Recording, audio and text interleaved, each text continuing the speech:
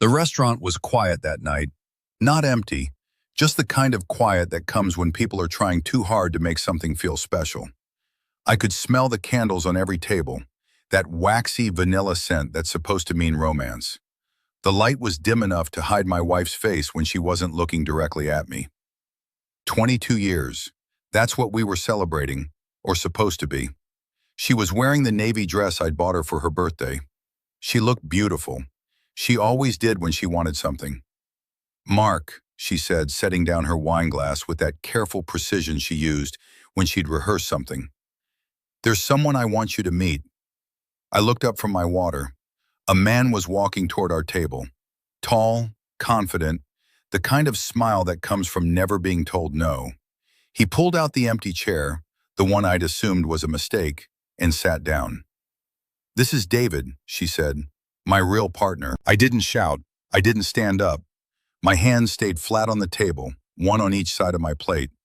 The knife and fork I'd been using felt suddenly very far away. She had no idea what she'd set in motion. "My name is Mark Chen. I'm 51 years old. For the last 19 years, I've worked as a compliance auditor for a regional insurance company. The kind of job where you learn to read what people don't say, to find the patterns in spreadsheets that tell the real story. Before that, I taught high school math. I'm good with numbers. I'm good with systems. I'm good at staying quiet while other people talk." Sarah and I had been married since I was 29. 2 decades of what everyone called a solid marriage. We had routines. Sunday mornings she made pancakes. Tuesday nights I picked up Thai food on my way home. We split the mortgage payment down the middle, even though I made more. She handled the social calendar. I handled the car maintenance. It worked. Or it looked like it worked. There were moments, if I'm honest, when I felt it slipping. Small things. The way she'd talk over me at dinner parties, finishing my stories with her own punchline. How she'd roll her eyes when I mentioned my work, like auditing insurance claims was too boring to acknowledge. The credit card statements I'd see, charges I didn't recognize, always just under the threshold where I'd feel justified asking. I let it go. I let a lot go. I thought that's what you did in a marriage. You made space. You didn't sweat the small stuff. You trusted that the foundation was strong enough to carry a little weight. I was looking at the foundation now, and it was made of air. David was still smiling. Sarah was watching me like I was a problem she was about to solve. The waiter had come by twice, hovering, sensing something wrong but too professional to intervene. "I know this is a lot," Sarah said, her voice so calm it sounded practiced. "But David and I have been together for 3 years. We're in love, Mark, real love, and I think it's time we all stop pretending." 3 years. I did the math automatically. That was the summer she joined the yoga studio, the one with the expensive membership she charged to our joint account. David leaned forward, elbows on the table. "I respect you, man," he said. "Sarah's told me a lot about you. You're a good guy. This doesn't have to be ugly. We're all adults here." I watched him adjust his watch, something silver and European. Then he picked up the wine list like he was going to order. "I've already talked to an attorney," Sarah said. She was pulling papers out of her purse now, setting them on the table next to the breadbasket. "I had these drawn up. It's a clean split, 50-50. You keep the house, I take the retirement accounts. No fighting, no drama.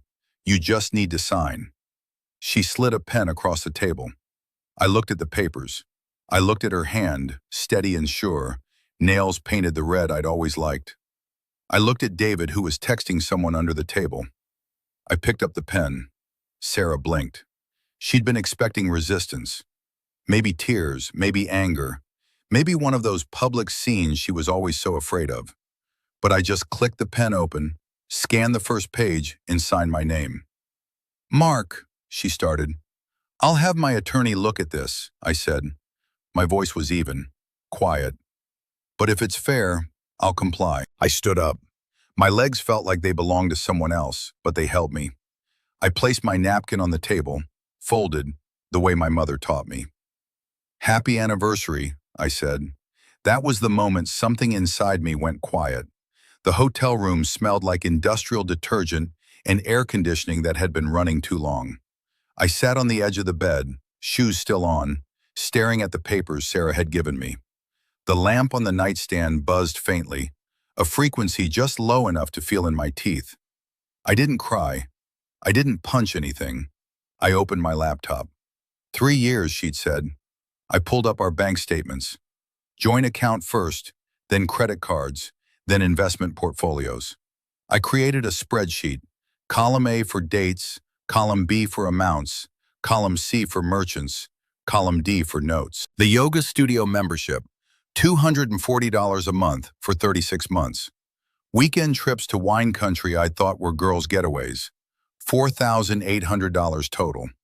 A furniture charge I didn't recognize, $2,300, delivered to an address I'd never seen. I didn't feel angry. I felt focused. At 11:47 p.m., I called Jack Mercer, a divorce attorney whose name I'd gotten 2 years ago from a colleague whose marriage had imploded. I'd kept his card in my wallet. I didn't know why. Maybe some part of me had always known. "Mark," Jack said when he answered, his voice rough from sleep. "What's going on?" I told him, "Not everything, just enough." "Don't sign anything else," he said. "Forward me those papers. And Mark, get some sleep. We'll handle this." I forwarded the documents. Then I took screenshots of every text message Sarah had sent me in the last 6 months. The ones where she'd asked about my work schedule. The ones where she'd reminded me she'd be out late. The ones that, in hindsight, weren't questions. They were alibis. Silence wasn't surrender. It was strategy. The next morning, Jack's paralegal called at 8:15 a.m. "We need copies of all joint financial documents," she said. "Bank statements, tax returns, retirement accounts, mortgage records, insurance policies." I had them organized by 10 a.m. By noon, I'd moved half of the joint checking account into a new personal account. Not to hide it, the law allowed it, and Jack had been clear. Protect yourself first, explain later. At 2:47 p.m., my phone buzzed. "Sarah, what did you do with the money?" I didn't respond. Another text 3 minutes later. "Mark, this is childish. We had an agreement." Screenshot, saved to a folder labeled Evidence, Texts. At 4:02 p.m., David called. I didn't recognize the number at first, but his voice was unmistakable. That smooth confidence from the restaurant. "Hey man, Sarah's freaking out. What's going on?" I hung up. He called back. I blocked the number. That evening, Sarah's sister called, then her mother, then her best friend Monica, the one who'd been at our wedding, the one who'd stayed at our house last Christmas. "Mark, Sarah's really upset," Monica said. "She just wants to talk." "I'm sure she does," I said. "Can you at least tell me what's going on?" She introduced her boyfriend at our anniversary dinner and asked me to sign away my retirement. Now she's upset I'm protecting myself. Does that sound right to you, Monica? Silence on the other end. "I have to go," I said. The system was moving now. Jack filed a response to Sarah's proposed settlement, rejecting it entirely and requesting full financial discovery. Within 48 hours, we had subpoenas out for her email records, phone logs, and credit card transactions. My phone buzzed constantly. Texts from Sarah, calls from David, messages from people I hadn't spoken to in years, all suddenly concerned about my well-being, all asking what happened, all saying Sarah was devastated. I stopped reading them. I forwarded everything to Jack's office. On day 5, Sarah showed up at the house. I heard her car in the driveway at 6:30 p.m., the same time she used to get home from work. I watched from the living room window as she walked to the door, used her key, and found it didn't work. She knocked, then pounded. "Mark, open the door!" I didn't move. She called my phone. It rang on the coffee table in front of me. I let it go to voicemail. Through the window, I watched her sit down on the front steps. She stayed there for 20 minutes, checking her phone, wiping her eyes. Then David pulled up. They argued. I couldn't hear the words, but I could see the gestures. Sharp, frustrated. He got back in his car and left. She sat there another 10 minutes before driving away. Something inside me went quiet. Not broken, just quiet. The bank alert came on day 9. Transaction blocked. $18,000 withdrawal attempt from joint savings. I called Jack immediately. "She's trying to drain the account," I said. "Good thing we froze it yesterday," he said. "She'll get the notice tomorrow. Stay calm, Mark.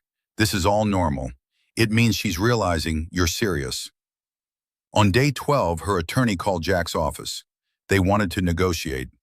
The original 50-50 split was off the table. Now Sarah wanted the house, 70% of the retirement accounts, and alimony. Jack laughed. "Tell them we'll see them in court," he said, "and remind them we have David's name on 3 years of credit card receipts." The text that night was different. "Mark, please, can we just talk? Just the two of us. I made a mistake." I stared at it for a long time.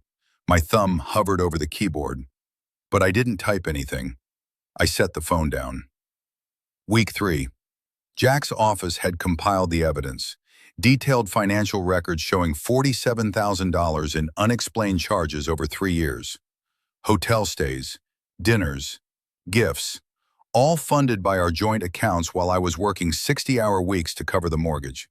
There were emails too. Sarah to David, discussing their future plans.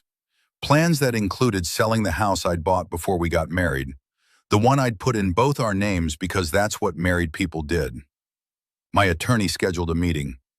"We need to talk settlement," he said. The conference room was on the 3rd floor of a building downtown that smelled like old carpet and burned coffee. Sarah was already there when I arrived, sitting next to her attorney, a woman in a gray suit who looked like she billed $400 an hour to intimidate people. David wasn't there. I noticed that first. Sarah looked smaller than I remembered, tired. Her makeup didn't quite cover the circles under her eyes. Jack placed a folder on the table between us. He didn't slide it. He set it down, square and deliberate. "We've documented $47,000 in marital funds used to support Mrs. Chen's extramarital relationship," he said. "Hotel charges, restaurant bills, furniture deliveries to Mr. David Brennan's residence, all funded by joint accounts while Mr. Chen worked to maintain the household." Sarah's attorney started to speak. Jack raised one hand. "We're prepared to offer a revised settlement," he continued. "Mr. Chen keeps the house, the primary retirement account, and his personal vehicle. Mrs. Chen receives her own retirement account and her vehicle. We split the remaining joint savings 50-50. No alimony, no further claims." "That's not," Sarah's attorney began. "Or," Jack said, "we go to court and we present this." He opened the folder. Inside were printed emails, bank statements, screenshots, a timeline with dates and amounts, color-coded. Sarah was looking at me, not the documents. Her eyes were wet. "Mark," she said, "I never meant—" "You introduced him at our anniversary dinner," I said. The words came out quiet, factual. "You had papers ready. You'd planned it." "I thought you'd understand," she said. "I thought we could be adults about this." "I am being an adult," I said. "Adults protect themselves from people who lie to them for 3 years." She flinched. For a second, just a second, I saw something real in her face. Not the anger, not the calculation. Genuine regret. The kind that comes when you realize you broke something you actually valued. But it was too late for that. "I should have seen it sooner," I said. "I should have asked more questions. I let things slide because I thought that's what love looked like. I was wrong." I stood up. Jack started gathering the documents. "We'll give you 48 hours to accept," Jack said to Sarah's attorney. "After that, we file." I walked out first. I didn't wait to see if Sarah would follow. I didn't look back. The house felt different when I got home. Same furniture, same kitchen, same coffee maker on the counter. But the air was lighter somehow. I changed the locks the next day. All of them. Front door, back door, garage, even the side gate. The locksmith was a guy named Eddie who'd seen it all and asked no questions. He just worked, efficient and quiet, and when he was done, he handed me 3 sets of keys. "Fresh start," he said. The morning after Sarah's attorney accepted the settlement, I woke up at 6 a.m. without an alarm. The house was silent. No one scheduled to navigate around. No tension waiting in the kitchen. I made coffee, just enough for 1 cup, and sat on the back porch. The air was cool, almost cold, the kind that makes you pull your sleeves down over your hands. The sky was that pale blue that comes right before sunrise, when everything feels possible and nothing is decided yet. I didn't feel triumphant. I felt unburdened. Silence isn't surrender.